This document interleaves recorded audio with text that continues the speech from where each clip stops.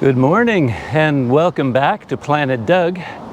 And I think you could say this is a somewhat special day. If you look down on the bottom left of the video screen, you'll see that I have my bicycle trailer hooked up. And that means with my trailer attached, I'm fully packed and moving on from Port Dickson, sort of an open-ended bike ride in Malaysia. We'll see how things turn out based on the time that I have and weather conditions, road conditions, scenery, all that kind of stuff put together, where I end up going. But I do have a vague idea, a certain plan, kind of in a rough outline form anyway. So the plan right now is from here. I'm in Port Dickson, Malaysia right now. So I just left from my hotel, which is like half a kilometer back that way.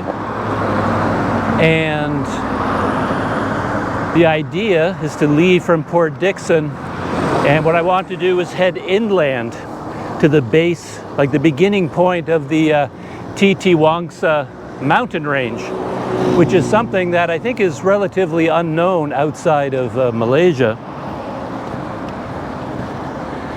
So what I want to do is ride north through Malaysia, but instead of following either the west coast or the east coast, what I want to do is go straight up the middle, and that will take me alongside and sometimes through the Titiwangsa mountain range, which stretches all the way from kind of here, southern Malaysia, all the way up into Thailand. And it is a mountainous backbone of Malaysia. But I don't think as a mountain range, it's very well known outside of Malaysia. And I'm doing a little bit of a dipsy doodle first, which often happens in Malaysia. And when I was in Sumatra, happened a lot too, because there's so many one-way streets. So I wanted to go that way into downtown Port Dickson. But to do that, I have to head north first to a traffic light. Then I got to do a U-turn and then head back again. So I'm just waiting at a traffic light for my U-turn signal. So I went around my very first U-turn there for this trip, and in fact I'm looking at my hotel. I've actually been on the road for quite a long time already, just going up the highway, turning around and coming back.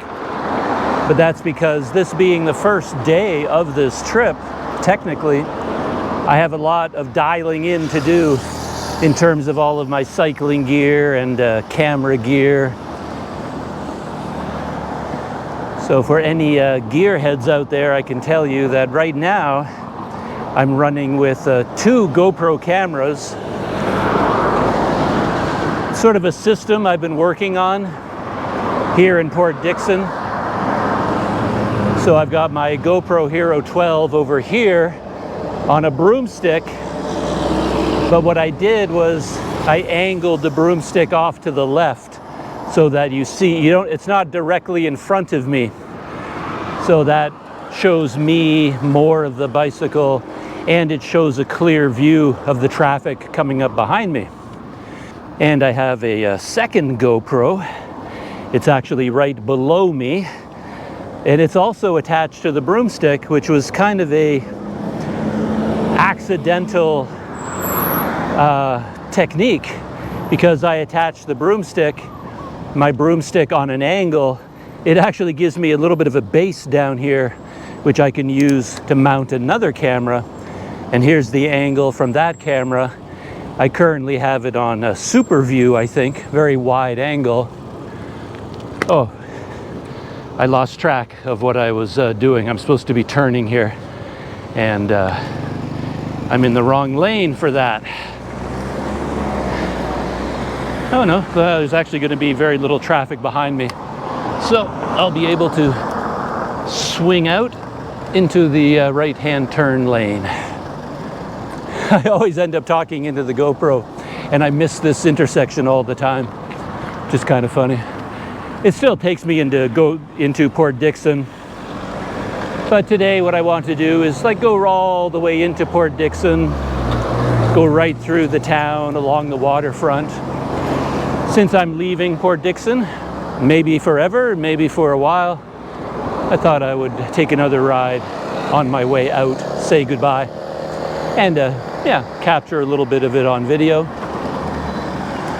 So anyway, I had a lot to dial in even in the first hour. I think I've been on the road already for an hour because I cycle for like 10 meters, then I stop and check the video, check the audio, adjust the angle, move the camera a little bit, and now I have, as I said, the GoPro Hero 9 pointing ahead of me,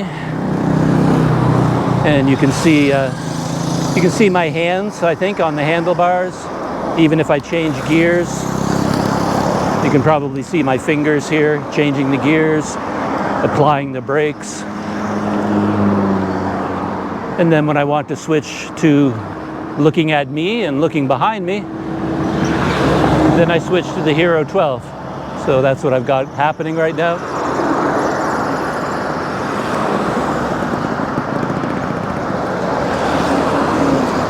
In my lifetime going on various bicycle trips, I've actually worked out kind of a routine where the first day of any trip, my goal is only to pack up and leave my hotel.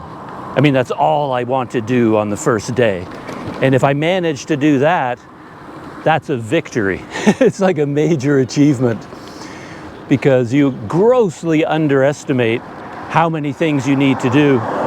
Even for like a normal long distance bike tour, there's a lot happening. You think you're ready to go the night before, but then you wake up in the morning, start packing up your bike, and a lot of hours can suddenly go by because there's like a dozen things that you suddenly need to do that you didn't remember. So it's not like day one, hop on the bike, ride 1,000 kilometers or anything like that. Not even 50 kilometers. I would be happy if I just rode down the coast a little bit and then checked into a hotel like 20 kilometers away, just packing up, riding across town, unpacking at a new hotel. That's all you really want to do on your first day, to be honest. And if you manage to do that, that's kind of a victory.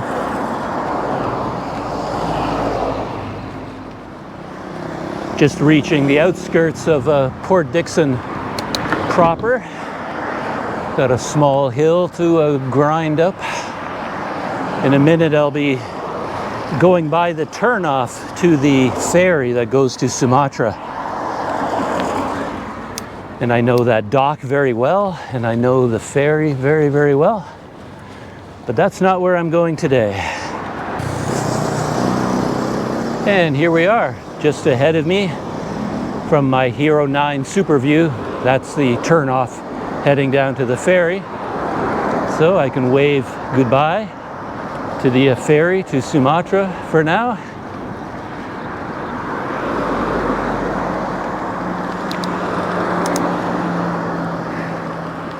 There's a very complex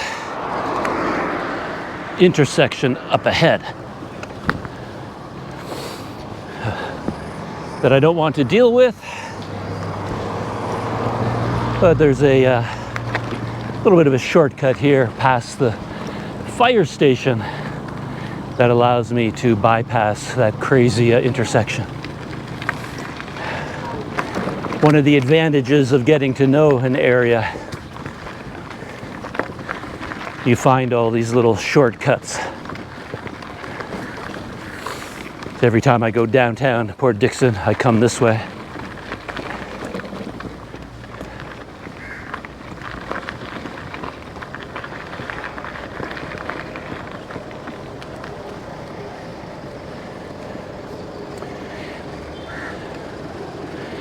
It's a bit later in the day than is ideal.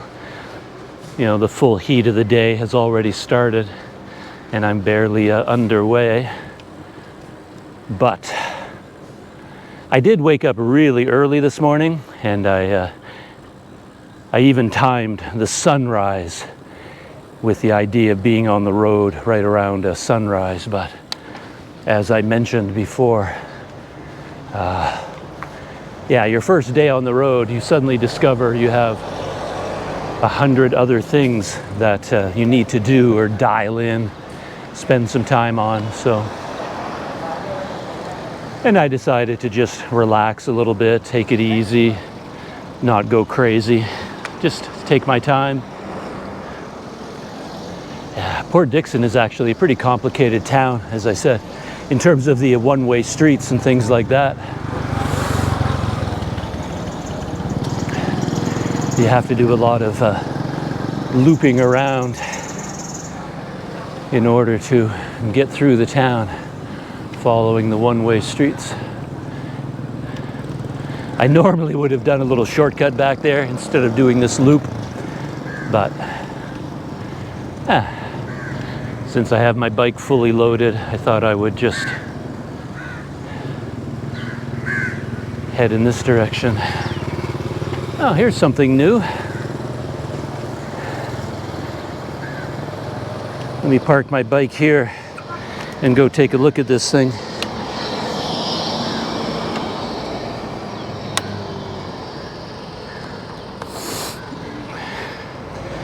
So what I spotted is this tourism map. Yeah, I actually think Port Dickson is quite a special little town.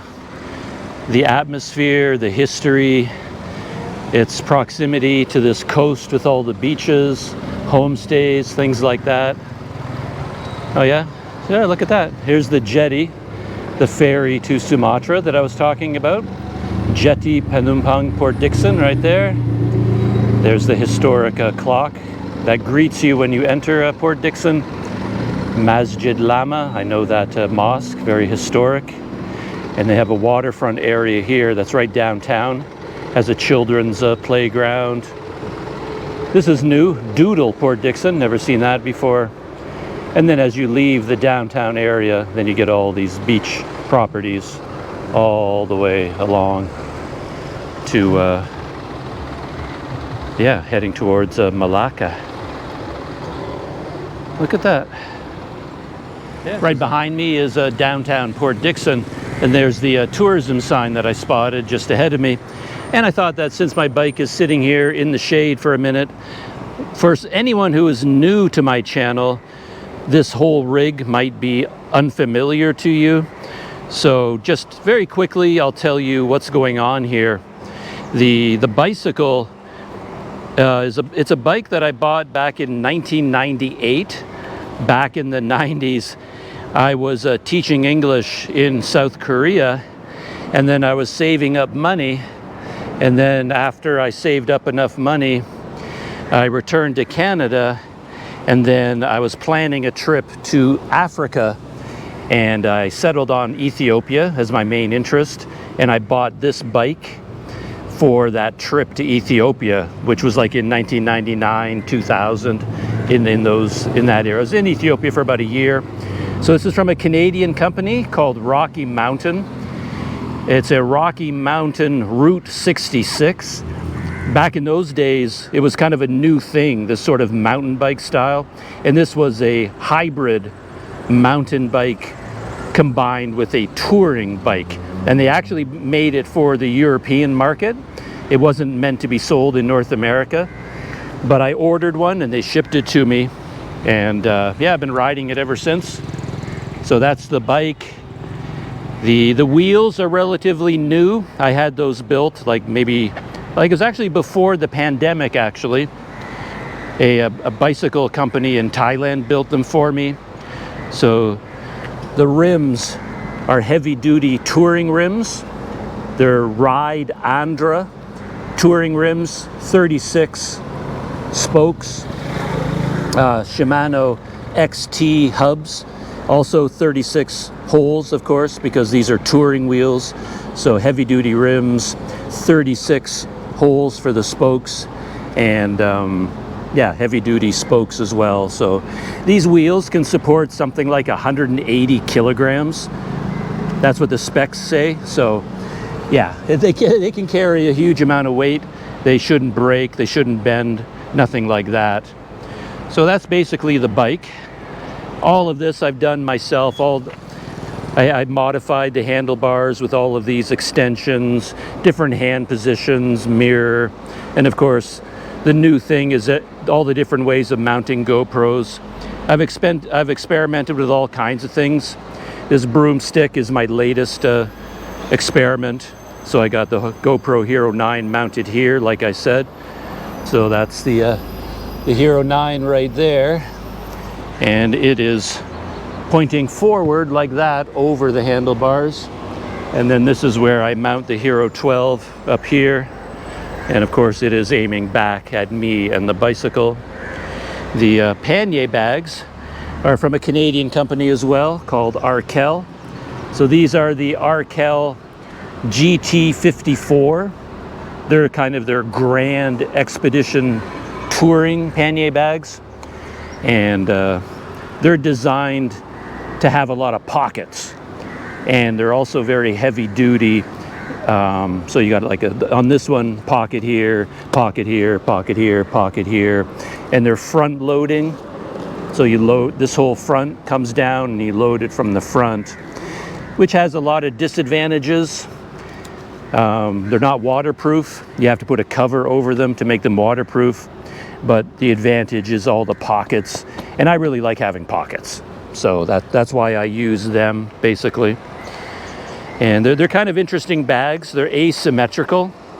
So the left bag is completely different from the right bag in terms of how they're designed. So like over here on the right, this pocket is designed for tent poles or a sleeping pad. You can see how tall it is. So this is where you could put your sleeping pad or your tent pole. Anything that's really high and long can go in this pocket, sort of thing. So every pocket here has a specific purpose. This was designed for a toiletry bag, etc., etc. And I have the trailer. A lot of pros and cons to using a trailer, but that's what I have right now. And this trailer is a Radical Design. It's a company out of the Netherlands. And it is the Cyclone 4 trekking trailer. Has 100 liters of volume and is a dual wheel trailer. So most of the weight is all here. Like all my camping equipment, anything that's heavy is in the trailer. And I use the pannier bags. This is all my camera gear. And this one basically is for my laptop. And there's a lot, yeah, all my GoPro gear is over here. And then my laptop and other electronics. These bags, to be honest, are almost completely empty. There's nothing in here, nothing in here. The inside is almost completely empty, which I kind of like. So that's one advantage to having the trailer. Just dump all of your big bulky stuff in the trailer. You don't even have to think about it. And then if you have 2 rear pannier bags, you're good to go. So anyway, what else have I done? I did a custom mounting operation. So I have 3 water bottles, 1.5 liters, 1.5, 1.5. And each one of these cages is a different design from a different company.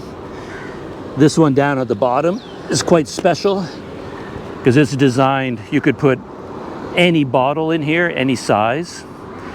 It's designed mainly for like a fuel bottle for a stove or something like that. But I use it with a Nalgene water bottle, and then it clicks into place on these spots here. And then these are just normal, but designed for the large water bottles. And yeah, I mean, I could go on and on about this bike. Oh, these are Jand Expedition pannier racks, also heavy duty pannier racks. Everything on this bike is over designed, to be honest. Everything is too heavy, but I kind of like things that are more durable.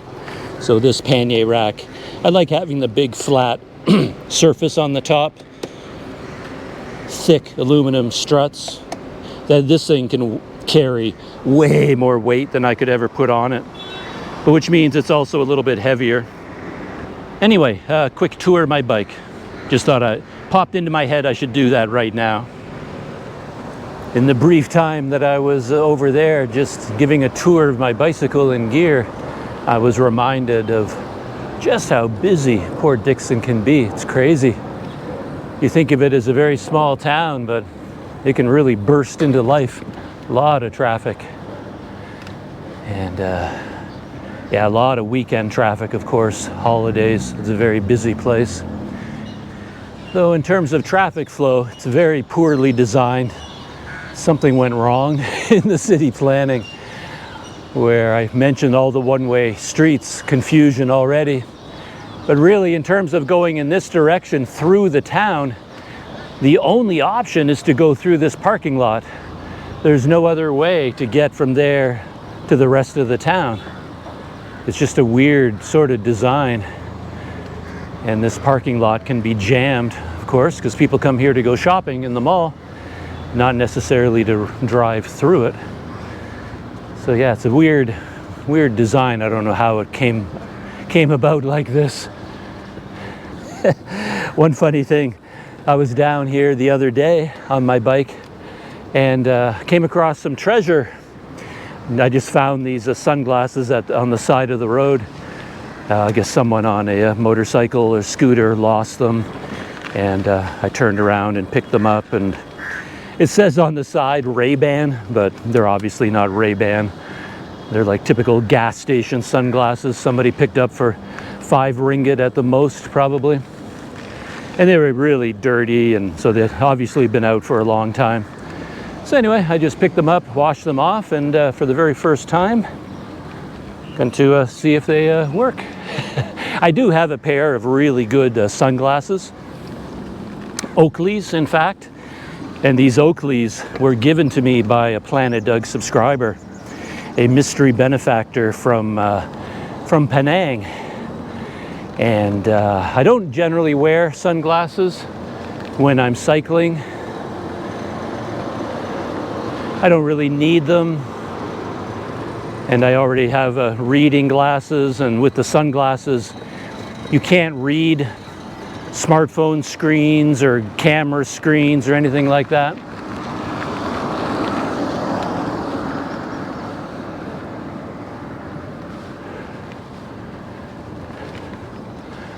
But yeah, you can feel it when you put them on. Your eyes kind of relax a little bit. Without them, you're instantly squinting a little bit because it's pretty bright out here. Put them on and yeah, you can feel your eyes relax. Yeah, the Oakleys, much better lenses than this in terms of clarity and the polarization and things like that. But just for fun, yeah, you can always have 2 pairs of sunglasses in case, keep the Oakleys for special occasions. And so there's the Port Dickson Waterfront sign. I've shown that on video before. Nothing going on here today. It is, I don't even know what day it is. It's a Tuesday. On a weekend, all of these stalls are open. They sell souvenirs, kites, toys for children, bubble making toys, clothing. But during the week, they're not usually open. But yeah, it can get quite busy down here. It's very popular on the weekend.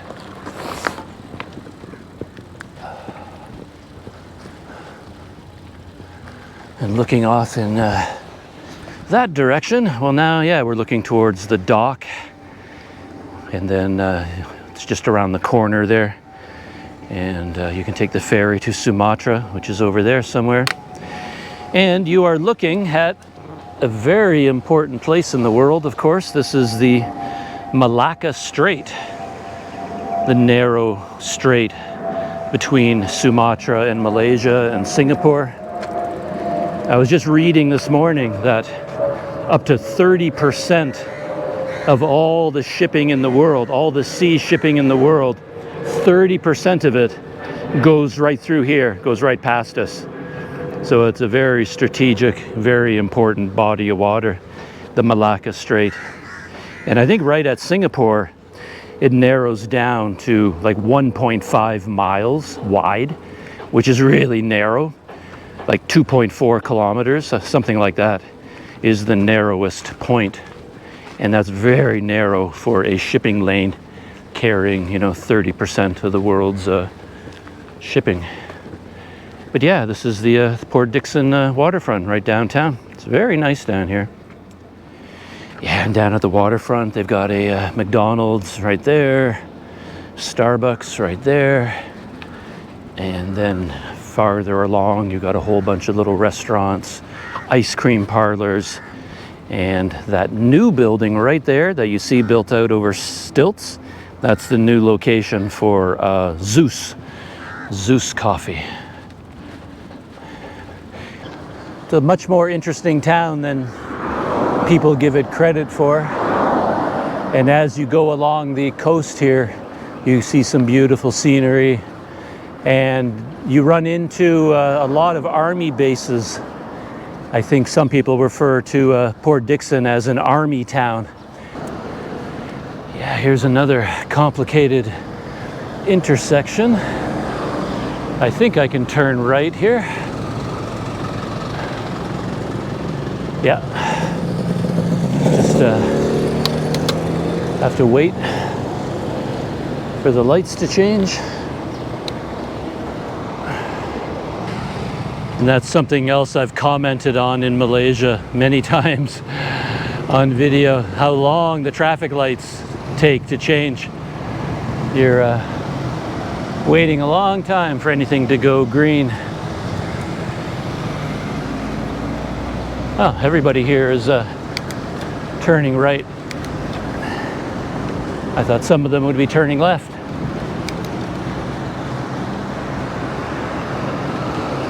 There we go. Just moving along the coast here. The road goes up a couple of hills away from the shoreline.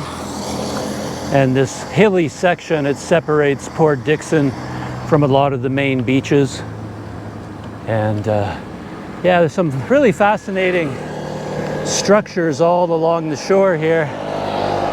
I don't know much about them, like in terms of renting them. If you wanted to come down here for the weekend, like these buildings right here, for example, I don't know if you'd call those hotels.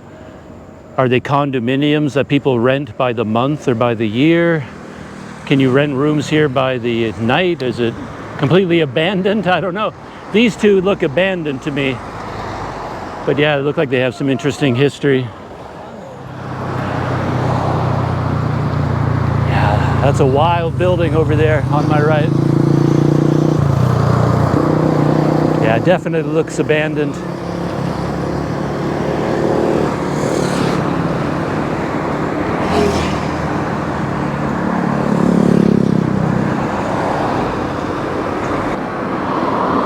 And over on my right is one of the beach areas.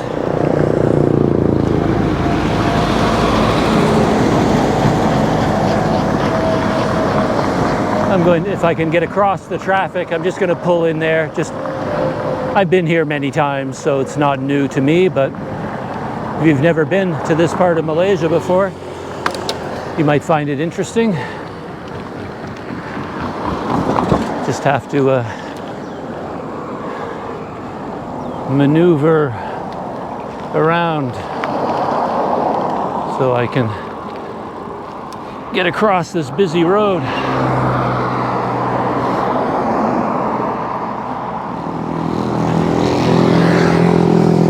Yeah, this road can get crazy busy, and motorcycles come around these corners at high speed, man. You really got to keep your eyes open. You really have to time it just right.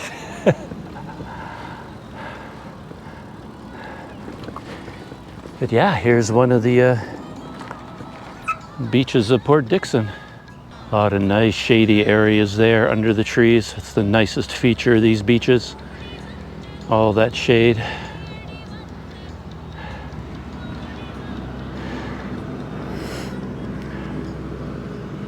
Yeah, nice long beach, and there's the name of it, Pantai Bagan Pinang. So far, my roadside found treasure, my fake Ray-Bans, are coming in pretty handy. I'm enjoying them. Like I said, I've had other sunglasses in the past, but I guess because they were quite expensive, like mountaineering, polarized, like high-tech sunglasses, I worried about them, so I would always keep them safe. And I would find as I was cycling, I'd start sweating, and the sweat drips into the sunglasses, and they get smeared, and you can't see through them. Anyway, they're always more trouble. Felt like they were more trouble than they were worth. So I often didn't wear them even while cycling. But yeah, having an old junky pair like this that you're not worried about, just flip them on and toss them into your pannier bag. You don't have to treat them with kid gloves. So yeah, here's the beach. Nice. Nobody here on a Tuesday, midday.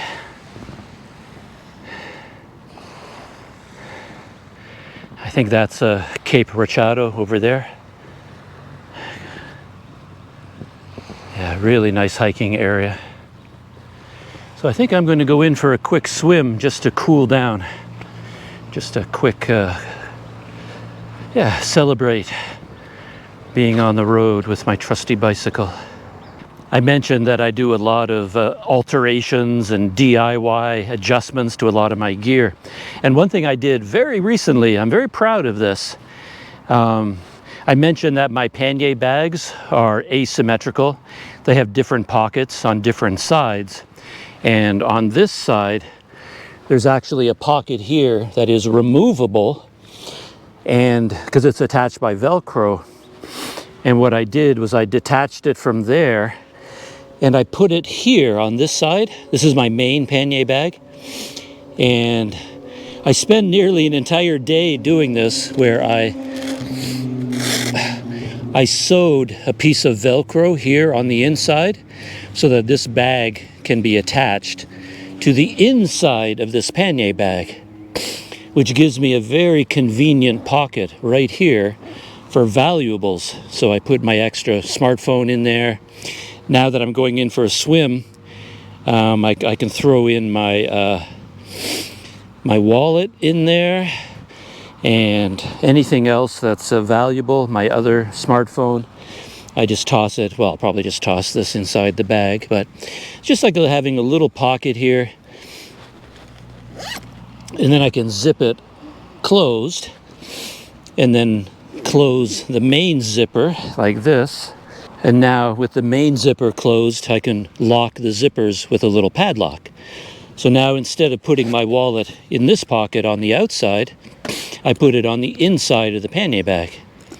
So yeah, just a little, I just did that the other day in Port Dickson. I was just fiddling around.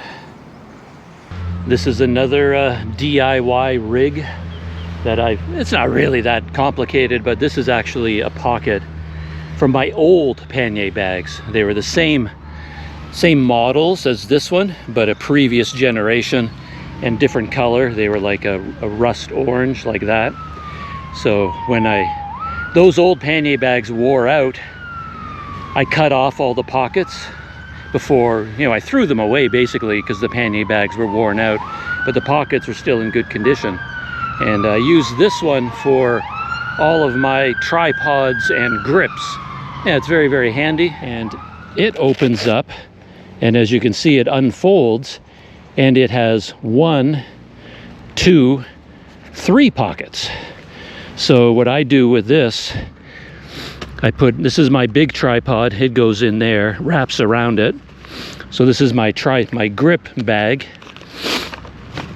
That opens up, and then I have my mini tripod in there, my 360, and then my swimming grip. So I have all these 4 grips that I keep in there right now, and it fits in there quite nicely. where these can all go into, you know, individual pockets, however I want to organize them. This one is too long to fit in there, but it doesn't matter. It just goes in there and I wrap it around. And there it is, my little, my tripod grip. This is the one I wanted to get out because this is my swimming grip. It floats. So there's my bike in the shade, changed into what passes for my swimming trunks. And yeah, I just head into the water just for a minute. Got the entire beach to myself. I hesitate to show my torso here. Has not been exposed to the sun in what feels like a very long time. So I'm very, very white. Oh, that feels nice. I find when you're like traveling, and on a bicycle in particular, it's hard to stop. Like, you get focused on where you're going, you know, like on like your destination. And then you go by a beautiful beach like this.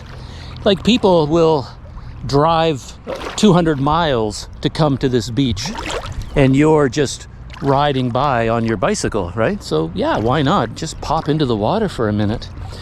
But sometimes it can be so, it feels like it's too much trouble to get off the bike and, like I said, put everything away for security and change into your swimming trunks. You know, it's sort of like, and you just keep riding. But every time you do stop and you do something like this, just pop into the water. Like what, takes 15 minutes? Oh, it feels so good. Yeah, the water is very shallow here. I'm pretty much down on my knees. If I stood up, the water wouldn't even come to my knees. But again, I'm a little bit security conscious. I don't want to go too far away from all of my gear. My other GoPro is back there. Actually, I have my Hero 12 recording, so I can wave at the Hero 12. I have the two cameras recording at the same time. But yeah, you kind of have to develop this mindset to take advantage of places as you ride by them. And yeah, why not, right? Oh, so nice to be in the water.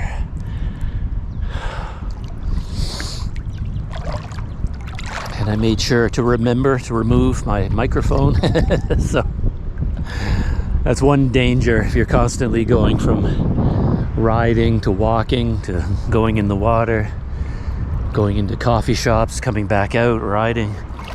You can sometimes forget your gear, forget you're wearing something, plunge into the water and end up destroying your microphone or your smartphone in your pocket, or who knows, right?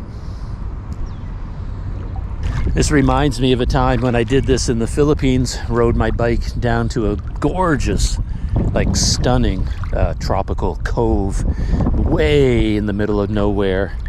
Very isolated, very difficult to reach. You have to park your bike at the top of a cliff, climb down trails, and then I left a pannier bag out on the sand. And I thought I was keeping an eye on it. Like right now, I'm looking at my bicycle from a distance, keeping it in my field of vision, so I feel like I'm perfectly safe. I did the same thing in the Philippines. And then I got distracted for like 3 minutes because another foreigner came walking along the beach. And I walked up onto the sand and I was talking to him for like 3 minutes with my back to my pannier bag. And by the time I turned around, somebody, I have no idea who or how, had opened up my pannier bag, opened up my wallet, like found my wallet, which is buried deep in my pannier bag. I just happened to unlock my pannier bag because I wanted to get out a camera. So I reached in, took out the camera, and then I saw the foreigner coming. So it was like a perfect storm of circumstances where I forgot to relock my pannier bag. So it was unlocked, but closed. But then by the time I went back to it, somebody had opened my pannier bag, dug through it, found another bag, opened that bag, found my wallet, took my money, and then dropped my wallet on top of the open bag. So all they took was my money. But yeah, it was really dangerous though, because in my bag I had everything, like my passport, bank cards, you know, it was for whatever reason I had all that stuff with me that day. And yeah, if that person had stolen the whole bag, I would have been in big trouble. But all they took was most of my money, but not even all of it. They took all the big bills and they left me like what they thought was just enough money to get me through the day, like so I could still ride back to my hotel and buy drinks and buy water along the way. So it was a very thoughtful thief, as it turned out. I have a vague idea. I think I know who it was, but yeah, that was a big story of my time in the Philippines. I went to the police and I reported the theft, and the police took it very seriously, and we all piled into a big police jeep and we drove down to the beach and we recreated everything, and they took photos of everything. Yeah, it was quite a big deal. But yeah. Anyway, I think I'm okay here. Just have one other person on the beach, this woman there. She's looking for rocks along the water with her umbrella. Anyway, that's all I wanted to do. Soak in the water for a few minutes and then get back on the road.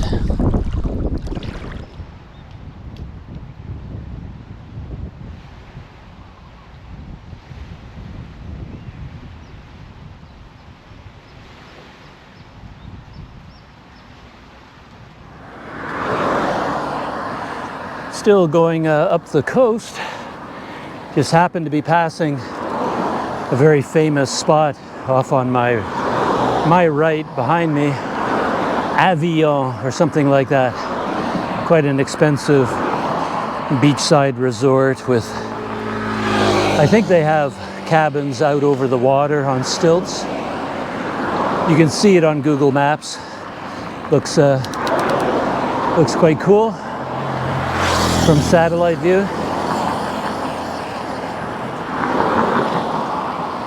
Yeah, having an odd experience with the heat. The good news is my GoPro is shooting in 4K, and so far the amount of recording that I'm doing, I guess, is short enough that it's not overheating even in 4K, which is pretty amazing.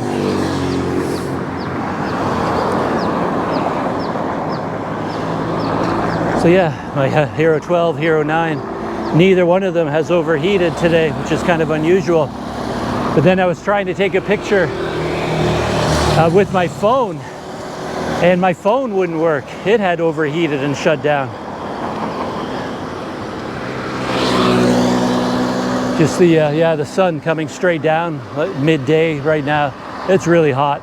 So anything in your bags that's lying flat is just yeah, it's just roasting.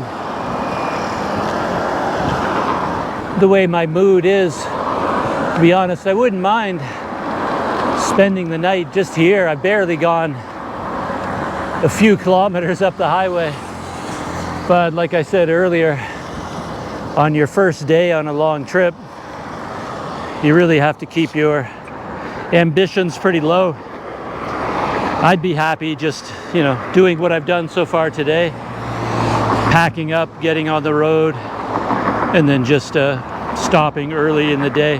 That's enough for me. But all the hotels along here are for weekend beach holidays, so everything is pretty expensive.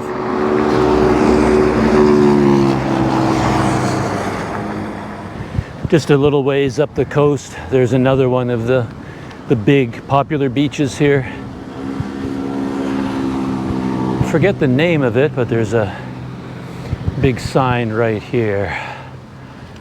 Anjung Saujana. Anjung Saujana. And yeah, let's see if I can walk my bicycle along this beach for a little ways.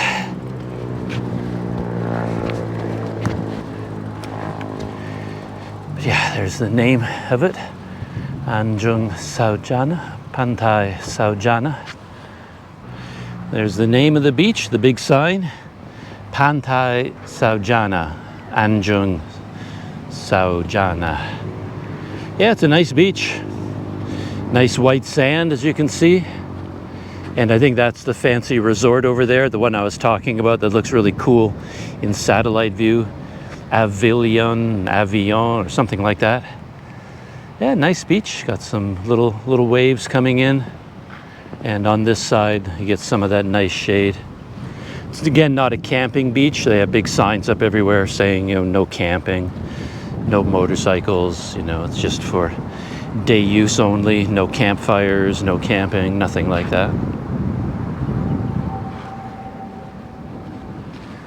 Just walking my bike along the trail here, staying in the shade a little bit, which is nice. I know somewhere along the coast here there is a dedicated campsite, H&N, I think. I was looking for it on Google Maps, but my my main phone is still in shutdown mode because it's so hot. I can't use the camera. It says, yeah, it's too hot, can't use the camera. But also when you try to use Google Maps, it automatically goes to dark mode. And in dark mode, in this sun, you can't see anything. You can't make out any details at all. So, yeah, you often underestimate how powerful the sun can be. Luckily, I have two phones, so I got out my second phone, which hasn't overheated yet, and I was able to connect it using a hotspot.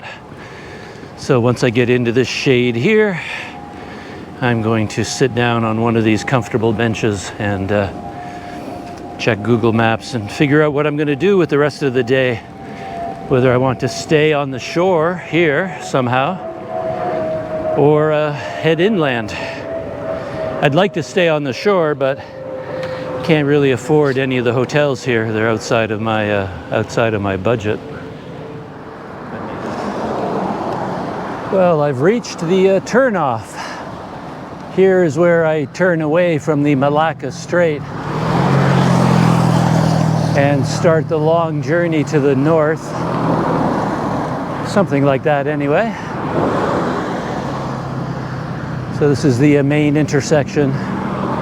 Before you reach Cape Rachado, I'm turning left here, hopefully onto a less busy road. And the military museum, the Army Museum, is just up ahead on the right. I've been there 3 times, I think. It's for various reasons. I went there by myself once, shot a video there. I went back with Daryl from the Wander Eats YouTube channel, and he shot his video, and I came along just for company, I think. And I think I went back a 3rd time just out of interest. So on all sides of me here, you can see military compounds, training, and yeah, who knows what it all is. It will be interesting to see what happens with the weather as I go inland, because I'm going to be mainly on the east side of the mountain range, and I don't know if that affects the monsoon weather. Because I think the weather on the west coast is sunny right now, like this. But on the east coast, still a monsoon period, so it's rainy over there. But going through the middle of Malaysia, on the east side of the mountain range, I don't know what that will do to the weather. I'll climb a little bit, so temperature will cool a little bit. And directly ahead of me there, that building with the orange roof, and you can see a train on the outside. That's the Army Museum. It's well worth visiting when you're in the area. They have a lot of weaponry on display, and they even have an underground tunnel, a replica of how the communists built their tunnels underground during the emergency. It's quite interesting to see. Complete change of scenery, much more quiet road, which is nice. Oh, and going up and down pretty steadily. So a lot of climbing and descending already, very low. But right up ahead, there's a whole bunch of monkeys. And I planned on pulling over here in the shade to take a drink. And yeah, I think I will do that, even though the monkeys are also taking advantage of the shade. I'm sure we can coexist for a few minutes.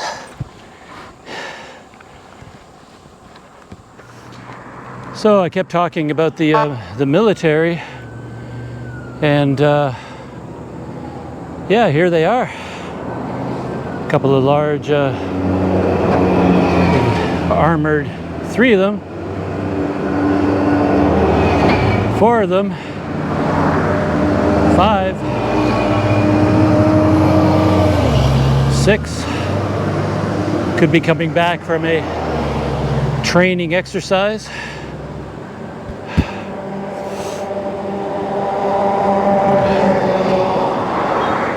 The convoy started with one of these MP cars with the flashing lights, and it ends with one at the back. And there they go. It looks like this is a popular spot for people to stop their cars and trucks and feed the monkeys. So, and they got these huge trees up there where they live. Now that I'm resting here for a few minutes, they're coming down out of the trees and coming back out onto the road again. See how close they're willing to come to me. All the ones that were on this side, they went back into the bush already. So this is my resting spot. Yeah, I could spend the rest of the day here. It's kind of nice because of the shade, which is really cool. You don't get a lot of wind here, but once in a while, a big truck goes by, or 2 or 3 like oil trucks will go by, and then they'll carry a big blast of wind with them. Even the cars actually kick up a little bit of wind, and it feels nice and cool right here. And I'm just sitting here as long as possible, forcing myself to drink.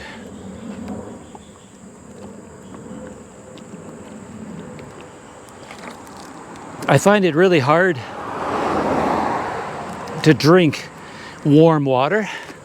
So on a day like today, any cycling day, I just don't drink enough at all.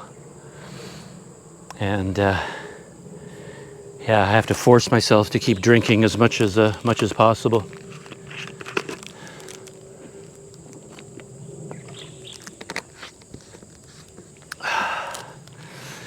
Yeah, all of the macaques are gone. There was a big truck there, and I think the driver of the truck threw out a whole bunch of bananas for them onto the road. And that's why there were so many macaques. But in the time that I've been sitting here resting, yeah, all the macaques have disappeared, gone back into the forest. I've got my little towel for wiping off sweat. It makes up a nice little pillow. Oh, I've already been lying back like this for about 15-20 minutes. Really nice. Take a little nap almost. But while I was lying here, of course, I had to remember to keep my hands on my my GoPro mount and my sunglasses, because these macaques, of course, could probably come running in here and snatch it before I realize it. So I'm holding on to things. Made sure all the bags on my bicycle are closed and locked, so that if I close my eyes for a while, no macaque manages to get into the pockets and steal anything. And while I was lying down here, I realized I have to be careful with my microphone. I forgot. I had this underneath my shirt.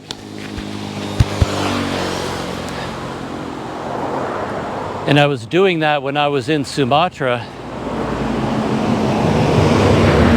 Oh, there goes a big truck. Yeah, nice breeze goes by. Feels nice and cool every time a truck goes by. But when I was in Sumatra, I wore a microphone underneath my shirt like this with a wind muff. And the wind muff collected all kinds of sweat that was dripping down my chest. And then it funneled all the sweat into the microphone. And yeah, it basically destroyed the microphone. So I just realized, yeah, I better be careful. I have to not use this wind muff or use a lavalier mic or something. I remember on previous cycling trips, if I would pull over to the side of the road to just relax or maybe make a cup of coffee with my stove or something, or get a cold drink, I always wished I had a lawn chair with me. More gear, you know, to make your bike heavier, but it'd be really nice to be able to sit down on a comfortable chair at the side of the road.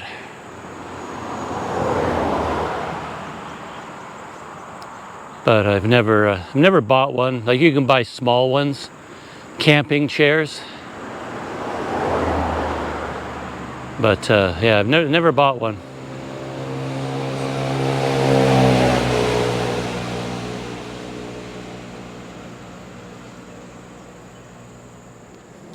Back to pedaling. I just spotted a bunch of these macaques running up the road in a group.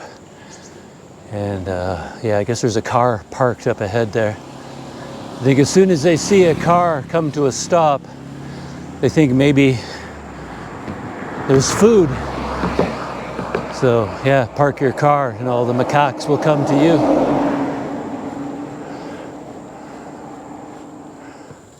Yeah, and there they are on that side of me.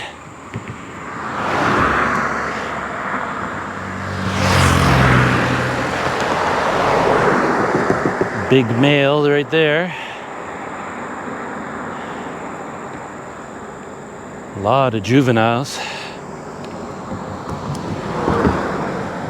Oh, yikes. It's a good thing there isn't much traffic, because yeah, there's not a whole lot of shoulder for a slow-moving bicycle like me.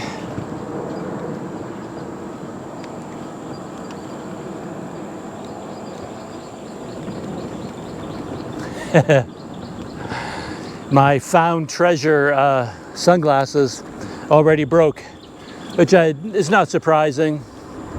They were probably sitting out in the sun for a long time, and then the plastic just gets brittle from the sunshine, and just the ear just snapped off. But I can still wear them for the rest of today on one ear.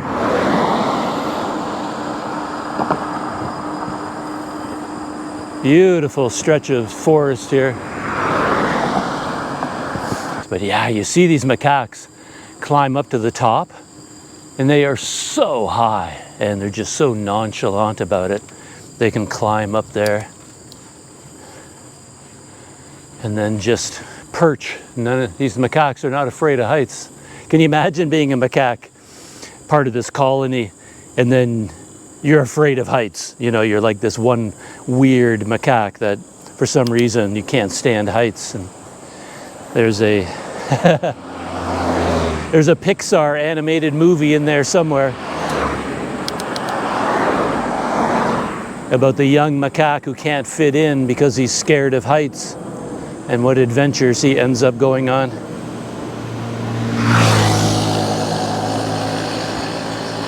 Beautiful road.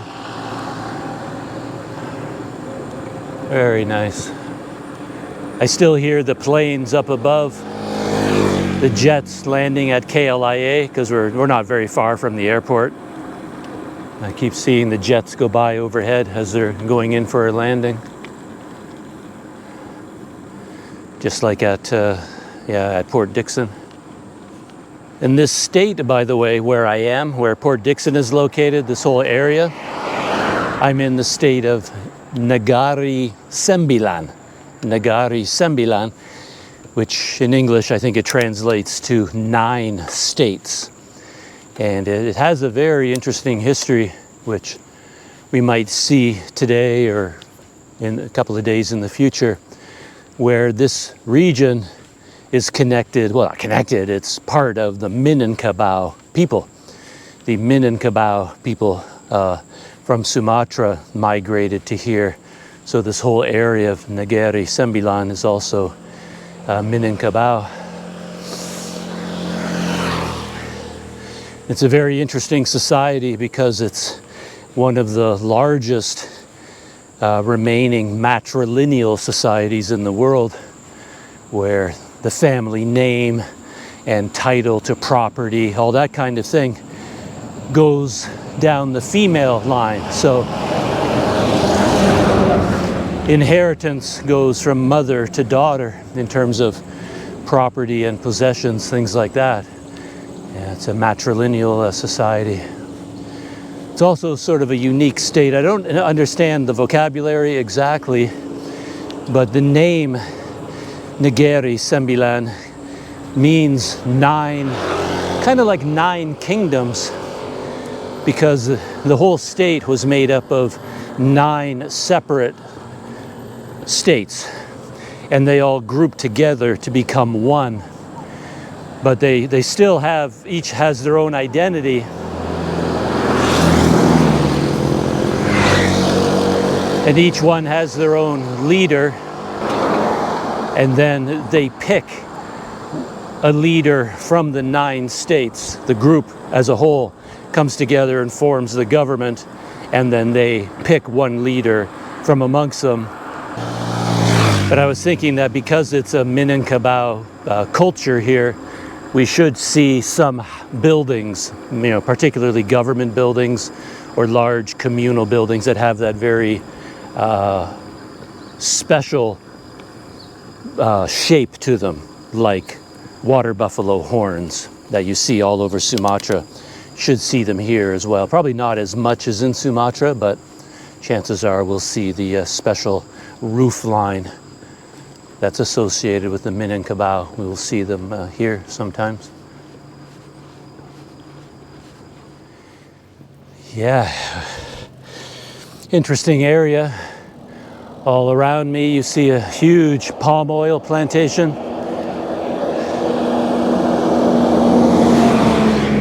It's clearly run by a large corporation. They had some very big gates, not guarded, but locked gates, and a lot of signs telling you it's a restricted area, you're not allowed in there. So big company owns all this land and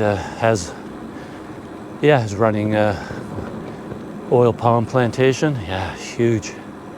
You see it's stretching out in front of me. And I started recording video again because just up ahead I saw an outline of the Titiwangsa mountain range, but it's all covered up already by the trees. Can't see them. One funny thing, while I was sitting there resting for a while in the shade, I felt my left foot burning, and I was lying on my back, and I was kind of too lazy to look to see what was going on. I just assumed the sun was burning my foot or something.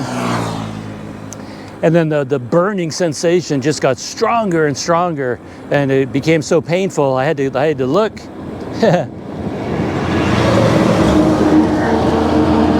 And if you've had experience with this, you know exactly what I'm going to say. I looked down at my foot, and there's like a tiny ant, just like one very small ant sitting on my foot with its mandibles biting into my flesh. But it was like my whole foot was on fire from that one bite. It's incredible. An ant bite, how painful they can be. And then I'm riding along here, just looking around, and suddenly I'll feel my foot suddenly starts hurting. I was like, what the heck? Why is my foot hurting so much? I look down, and there's another little ant on my right foot, just biting and biting and biting. It's like, it's crazy. They're so small.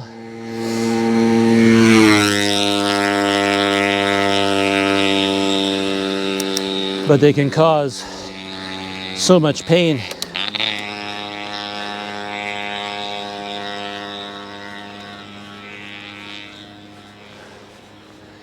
A beautiful stretch of road. Usually very quiet until one of those motorbikes goes by, has like a mosquito engine on it, a high buzzing sound. Not long after my rest with the macaques, call that the macaque nap, I saw this spot. There haven't been a lot of places open, again, I think because of Ramadan, and it's a weekday, and this is kind of a weekend warrior holiday kind of district. But this place I spotted from the road. I heard music coming from it, and I thought, let's duck inside. They got some shade in there. So I've got my bike out here, and I just got a cold drink. Looks like it could be quite a happening place. They have a sound stage up there. I was chatting with the waiter, the guy who came to my table, and he says he's from Lukut. So he actually was born and grew up in Lukut, but he works here, and he sleeps at night in the back of this restaurant. So this is where he probably works like 5-6 days a week and then goes home to Lukut for the weekend or 1 day a week or something like that. Yeah, he says his boss, the owner of the restaurant, lives in this house down there. So that's his boss down there. And yeah, I just found a spot here to rest out of the sun. The sun has been pretty brutal today. Ordered an iced tea. I've been letting it get cold and cold and cold. I haven't even touched it yet. They did have a water cooler here, but the water came out of it like boiling hot. I noticed though that it wasn't, the switch wasn't turned on. So I tracked down which plug and I turned it on. So I'm waiting now to see how quickly it can cool down some water. So let's give this a try. It's just a Teo sweetened.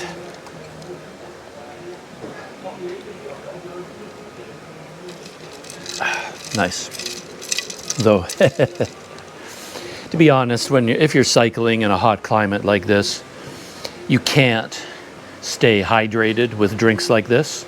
Well, if you're a millionaire, maybe you could, because right now I could drink 10 of these, like line up 10 of them. I could go through all of them. So really, to stay hydrated, you have to rely on water. But as I mentioned during the macaque nap, I have trouble drinking warm water. I don't know what it is. My throat just closes up when warm water hits it, and I'm just like forcing I'm swallowing. It's really hard to swallow. So it's kind of hard to stay hydrated with just water. So anyway, I'm hoping this will get cold. I'm gonna go find out. It's a funny thing about warm water. In most of Asia, in my experience, people prefer hot water, at least warm water. It's not a habit here to drink ice cold water the way it is in the West. So yeah, I think that people have a certain idea that cold water isn't healthy. It's not good for you. And they prefer, room temperature at least, or even hot water. They like it better than cold water, but yeah, not me. And I have some new technology that I've never really used on the road before. So I've got this power bank, for example, and I don't know if it's working properly because my number one phone was running out of power. So I thought, hey, I'm a genius. I bought a power bank. So now I can just plug in the power bank, put this into my pannier bag, and then just let it charge up while I'm riding, right? But I've had it plugged in for hours, and it doesn't really seem to be doing any charging.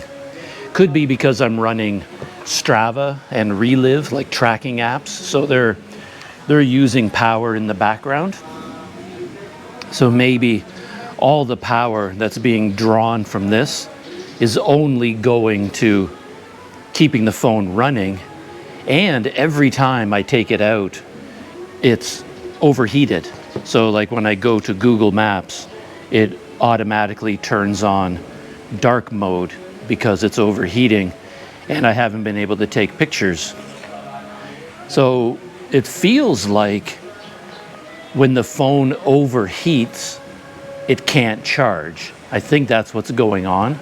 I plug this in, it starts charging, it overheats, and then it goes into safety mode. And as part of safety mode, it stops charging. And I may have gotten like 1 or 2% of battery, and then it just shuts off. And even though it's plugged in, it's not charging anymore. So, yeah, I think that's what's going on. It's one thing about the modern world where you have such good maps. I was looking at, there's actually a little town right up ahead here that had a couple of homestays listed on Google Maps. And I assume they're just really expensive. But I noticed on Google Maps that this little town is right beside a river. And I was thinking I could find a little camping spot beside the river. But knowing that there's a river up here kind of makes sense, because while I was riding earlier, it was all uphill, just steadily going uphill for the most part. And now I seem to be going downhill very gradually. And that makes sense because there's a river up ahead. And the land always goes down to the river, crosses, a road will go down to a river, cross, and then go back up the other side. So right now I'm just sort of coasting along with the help of gravity right now, which is kind of interesting. Everything around me is a very serious corporate sort of oil palm plantation. And they have a lot of security. And a lot of signs telling you, no, don't come in here. So even though it looks like you could go in there and camp, not in this area. It's not how that works. Yeah, cycling. Today is day number 1 on my trip. Oh. So very difficult today. You have arrived today from Canada? No, I didn't arrive I came from Indonesia. Indonesia? So then I stayed in Port Dickson for a little while. And then today I rode my bicycle from Port Dickson to here. In this country, one Malaysia. Why Malaysia? One. Well, yeah, I hope to keep riding to the north, go all the way to Thailand. You want to Thailand? Yeah, Cycle. Cycle. But then come back to Malaysia, to Terengganu. And then Kota Baru, Terengganu, down the coast. How are you? How are you? 62. 62. You're strong, huh? No. Today I'm very weak. Like I said, today is day number 1. So my legs are not in good condition. I'm very tired today. But yeah, today was so hot. Yeah. Yeah, I was going to go to Rantau. But there's no hotel in Rantau. Rantau have a hotel, but so long until 15 kilometers. Oh yeah. From here. Okay. Probably expensive hotel as well? No. Yeah. I have camping equipment, so. You want camping? Have a beach. Where's that? Yeah, I can camp here. You easy this side. Yeah. Right. Go straight. Have a beach. Oh, beach. Yeah. But it's so far away. 20 kilometers. Yeah, it's too far. No, I can't go there. To me, the day is finished. It's over. Maybe I would look down here. There is a river. Yeah. Maybe I can camp beside the river there. Oh. River is very dangerous. Have a crocodile. It's okay. I, they won't bother me. What is this drink here? Corn. Corn? Corn. Corn. Is that Malay word? Corn? No, English. Corn. C-O-R-N.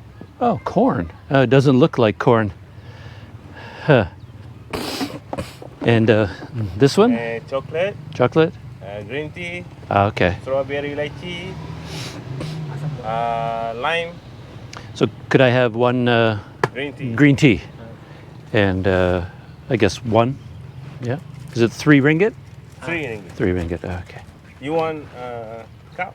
With a straw? Yes. Yeah, too.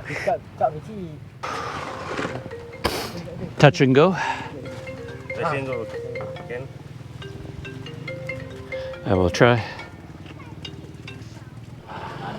So one of the great things about a hot day is you get to enjoy a lot of cold drinks. So I was just cycling through this really nice town here, really beautiful, really pleasant. And I came across this roadside place, so I got my green tea iced drink. They even have, they have touch and go here, so I could pay with touch and go. So there's the place, very busy. Now that it's later in the day of fasting is over, so everybody here can have a cold drink. So all these places at the side of the road are opening up, and I have a nice chair to sit in. I said, yeah, have a seat. And I was chatting with the young guy here, and he suggested a place to camp. It's an area I was looking at on Google Maps, actually, across the river. And he said there's like a little park there with shelters, and it's right beside the highway, but that's fine with me. But after I finish my drink, I'll ride across the bridge and check this place out and see if, spend the night there.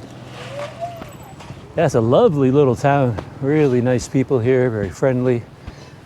Feels very suburban, almost like a Canadian suburb with this grid pattern of streets. It's very open, very casual kind of town. Yeah, the young man at the drink stall, he did talk. There is a homestay here. I saw it on Google Maps. But he asked us around, and they said, yeah, it's 200 ringgit a night. It's like a kind of place where you rent the whole house for your family. It's not like a hotel where you just rent a room, so it's not really an option.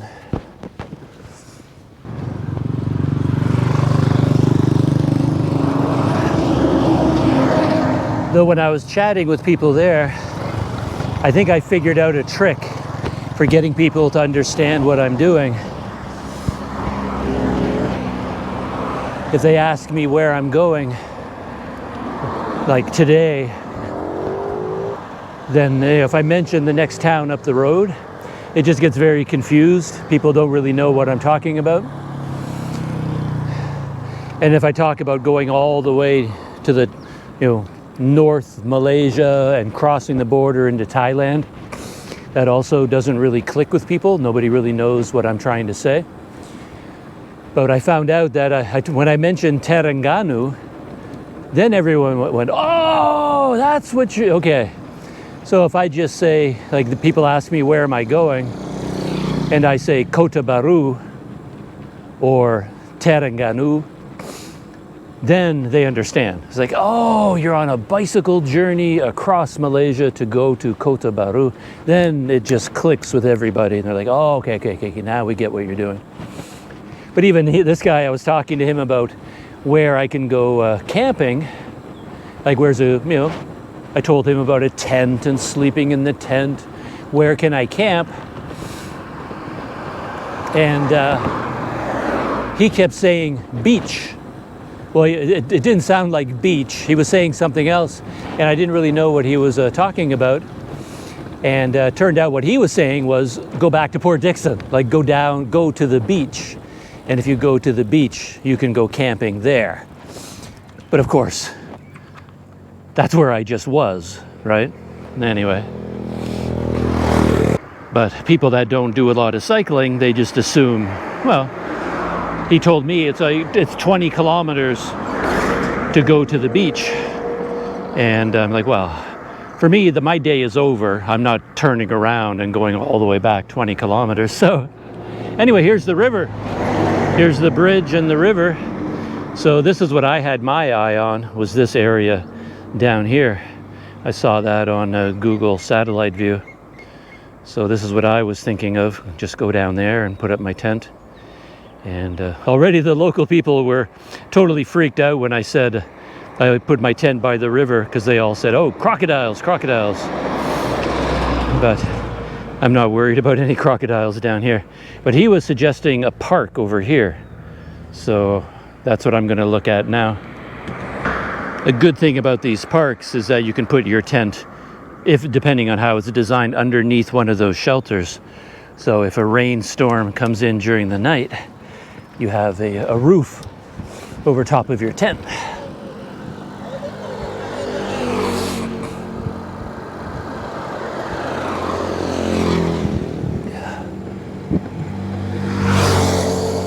Yeah, I can see what he's talking about over there.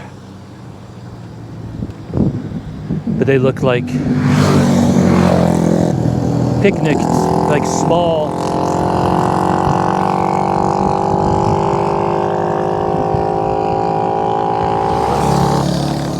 They're like small rooftops over top of benches. So you might not be able to put a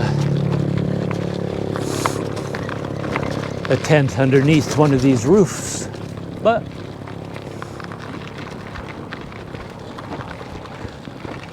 nice grassy area right by the highway, so you're gonna have all the traffic noise all night. But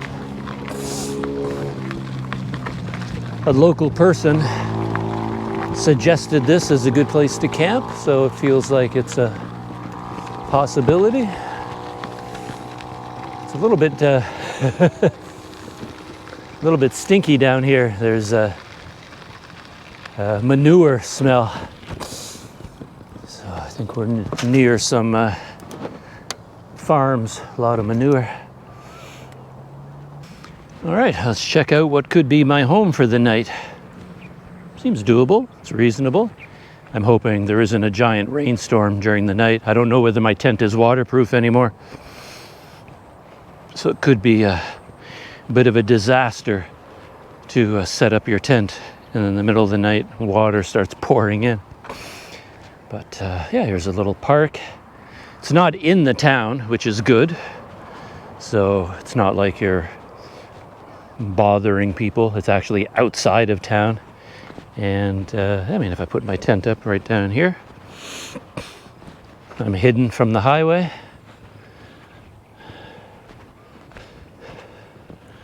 Got a little spot here. If I had, yeah, I could actually buy some, well, I'm not in the mood to cook, I don't think. If I don't really have the energy to cook. But I mean, right here seems very nice. Put my tent right here next to this table. Yeah, I checked online, and sunset is 7:30 right now, and it's 6:30 now. And I did the American hobo trick. In his videos, he talks a lot about scouting out a camping spot, things like that, and then you have to make sure you have enough daylight to set up your tent. And then he would look at the sun and use fingers. One finger is, I think he said 15 minutes, which works out because I've got 4 fingers between the sun and the horizon, which means sunset is in an hour. And according to the internet, yeah, sunset is in 1 hour, because it's 6:30 right now. So yeah, so this could be my first outdoor home in Malaysia. Yeah, I was kind of wondering whether I could camp underneath the giant water tower or whatever that thing is there. I love big industrial construction sites like that. But the town is on the other side of the river. There's not much on this side, so this is probably a better place. But oddly enough, I don't feel hungry at all. but I should, if I can, get something to eat. Hello, how are you? Hey, nice. Hey, a roti john, dua, satu daging, satu ayam. Okay. And,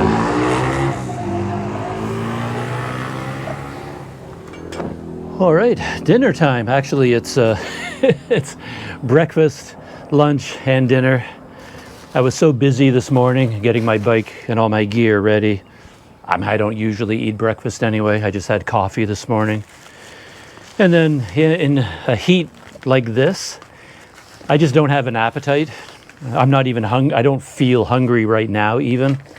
To be honest, I could easily have just set up my tent, lay down, and just said, okay, that's it for the day. I wouldn't have anything to eat until tomorrow. I've got some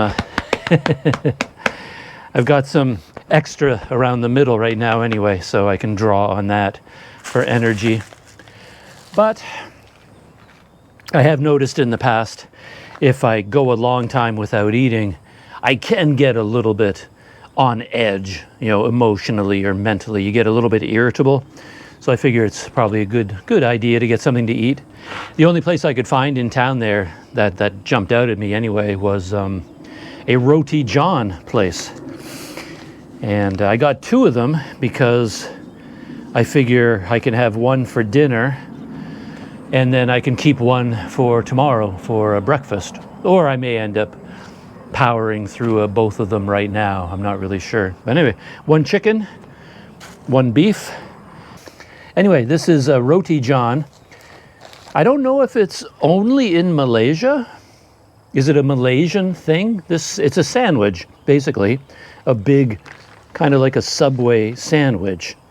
And yeah, basically jammed. This one would be jammed with either chicken or beef and sauce and all kinds of goodies, right?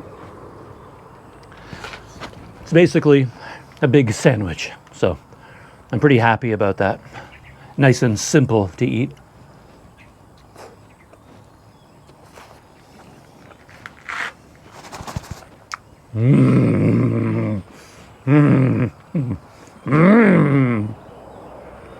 Yeah. I am hungry.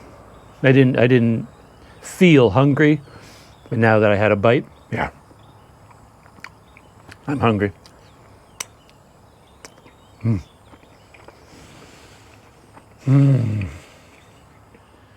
I powered through 1 Roti John, and I think that's all I can handle for now. I probably should have gotten just 1.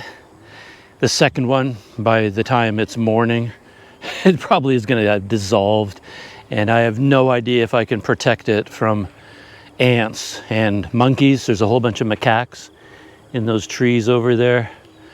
If I bring this Roti John into my tent, I'll probably have like 10 macaques, you know, crawling around on the outside. And give us that Roti John, we want it. Yeah, it's like little things in life come as a big surprise. I'm sitting there eating the Roti John, and you might think, well, you're sitting out in the open. You think, well, what are the problems that could arise? It's still really hot, so just the effort of eating, I just broke out into this huge sweat. So I'm just like drenched in sweat again, just as if I'm riding the bicycle. And you might think mosquitoes, you might think of all kinds of things. But I'm sitting there eating the Roti John, and then suddenly again, my feet are just on fire. I look down, and both of them are covered in ants. And I've always been a big fan of ants. I like ants. I think they're cool. I think they're interesting. So I don't know what it is about them that they get onto a human, and they're just wandering around, and then they go, this creature that is millions of times bigger and more powerful than I am, I think I'm just going to bite him. It's like, what did I ever do to you? Like, why are you biting me? Like, I don't understand what the impulse is. Yeah, I'm not their enemy. I haven't done anything, but man. And then you start crushing all these ants, and then your feet are still on fire, and then you find they're all underneath the straps of your sandals. So you undo the strap and there's like ants underneath the strap and they're all just biting you as well. It's crazy. Yeah, I don't know why they're so upset with me. He's like, quit biting me, dudes. It's like, I didn't do anything. So I ended up sitting with my butt on one cement stool and my feet up on the other, because as soon as I put my feet on the ground, the ants just poured onto my legs again and onto my feet. So I have to keep my feet off the ground. Anyway, while there's a little bit of sun left, I thought I would come down here to the river. I was going to look up the name of the river. I think it's Linget or something like that river.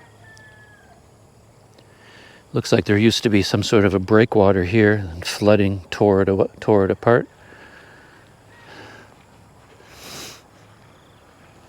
And as I said, the local people in the town, nearby town, they were warning me that it's full of crocodiles. I'd love to see a crocodile. I keep hearing about them, but I've never actually seen one anywhere. But yeah, I don't see any crocodiles. So, oh, here they come. I heard something. They're after my Roti John. Yeah, you can't leave anything out.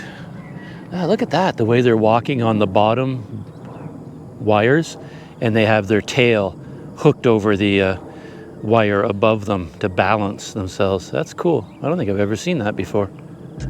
That's a behavior that they've learned over time.